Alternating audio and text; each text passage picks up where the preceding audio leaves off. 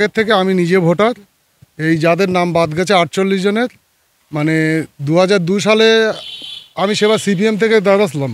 আমি সরাসরি বলছি, 2002 সালে তখন ভোট আমাদের এখানে ভোটার ছিল 896 জন। সে ভোটার লিস্টও আমার কাছে আছে, আমাদের কাছে সবার কাছে আছে। সেই ভোটার লিস্টে এখন 2002 সালের ওয়েবসাইটে নির্বাচন কমিশন যে লিস্ট পাবলিশ করেছে তাতে দেখা যাচ্ছে 248 জনের নাম বাদ গেছে।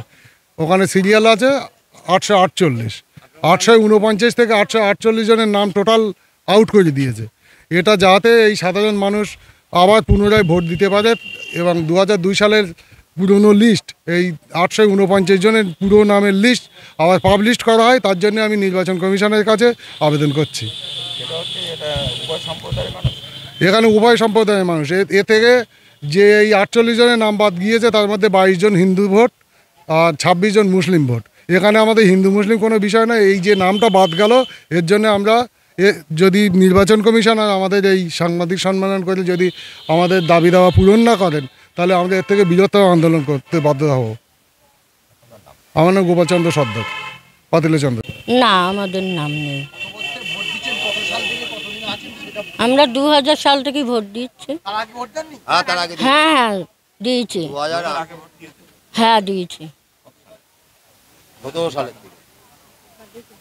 হ্যাঁ আগের থেকেই ভোট দিচ্ছি। 2002 সালের আগের থেকেই ভোট দিচ্ছি।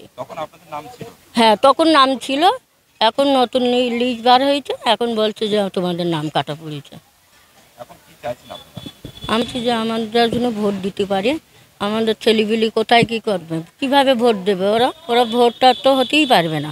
আমাদের যদি নাম কাটা পড়ে যায় তাহলে আমাদের ছেলে মেয়ে কীভাবে ভোট দেবে? হ্যাঁ আমি চাইছি যে আমি যেন যেভাবে ভোট দিই, আগেও দিয়েছি এখনও যেন সেইভাবে দিতে পারি। হ্যাঁ নতুনভাবে আবার নামটা ঢুকুক। আমি ওটা বলতে কমিশনার কাছে আমি চাইছি যে আমি যেন ওইভাবে ভোট দিতে পারি। আমার নাম আলপনা দাস।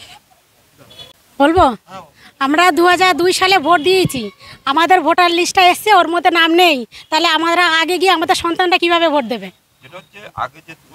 হ্যাঁ আমরা 2002 সালে ভোট দিয়েছি, তার আগেও দিয়েছি, সেটা 8-9 বার দিয়েছি। তারপরও এবার ভোটার লিস্টে 2002 সালে ভোটার লিস্টে আমাদের নাম নেই।